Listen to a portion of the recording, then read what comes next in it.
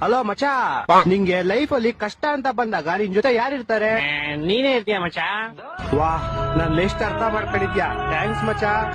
ಕಷ್ಟ ಅಂತ ಬಂದಾಗ ಯಾವಾಗಲೂ ನೀನೇ ನನ್ ಜೊತೆಗೆ ಇರ್ತೀಯ. ಯಾಕಂದ್ರೆ ಆ ಕಷ್ಟ ಸ್ಟಾರ್ಟ್ ಆಗದೆ ನಿನ್ನಿಂದಲೇ.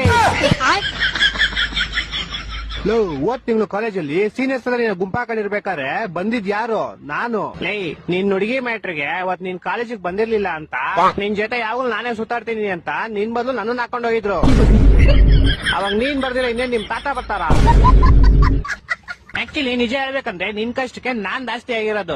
ನೀನ್ ಯಾವಾಗ ಆಗಿದ್ಯಾ? ಅವತ್ ತಿಂಗಳು ನನ್ನ 500 ರೂಪಾಯಿ ದುಡ್ಡು ಇಸ್ಕೊಂಡಿದ್ದಲ್ಲ. ಹಲೋ ಅಲ್ಲ ಹಲೋ ಅಲ್ಲ ಹಲೋ.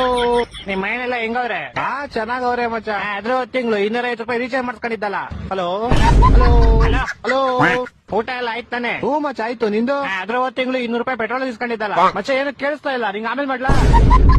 ಆಮೇಲೆ ಮಾಡುವಂತೆ ನಾನು ಸ್ಟೋರಿ ಹೇಳ್ತೀನಿ ಕೇಳಿಲ್ಲಿ. ಹೇಳು. ನನ್ ಫ್ರೆಂಡ್ ಒಬ್ಳು ಮದ್ವೆನೇ ಇಲ್ಲ ಅಂತ ಕನ್ಸ್ ಕಟ್ಕೊಂಡು ಅವ್ರ ಮನೆಯವ್ರ ತೋರಿಸಿದ ಹುಡುಗನ ಜೊತೆ ಮದ್ವೆ ಆಯ್ತಾಳೆ. ಹಾ.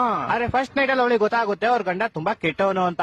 ಅಯ್ಯೋ, ಆಮೇಲೆ? ಇದು ನಿಂಗೆ ಹೇಳ್ಕೊ. ಇನ್ನೊಂದ್ ಸ್ಟೋರಿ ಹೇಳ್ತೀನಿ ಕೇಳು. ಇನ್ನೊಬ್ಬ ನಮ್ ಫ್ರೆಂಡ್ ಇರ್ತಾನೆ, ಅವನು ಜನನಿಂದ ಮರಣವರೆಗೂ ಎಲ್ಲಾ ತರ ಫಂಕ್ಷನ್ ಮಾಡ್ಕೊಡ್ತಾನೆ. ಅವ್ನ್ಗೇನಂದ್ರೆ ಅವ್ನು ಯಾವ್ದೇ ಫಂಕ್ಷನ್ ಮಾಡಿದ್ರು ಜನ ಯಾವಾಗ್ಲೂ ಖುಷಿಯಾಗಿರ್ಬೇಕು, ಹ್ಯಾಪಿ ಆಗಿರ್ಬೇಕು ಅನ್ನೋ ಒಂದ್ ಕನ್ಸರ್ನ್ ಇರುತ್ತೆ. ಹಾ.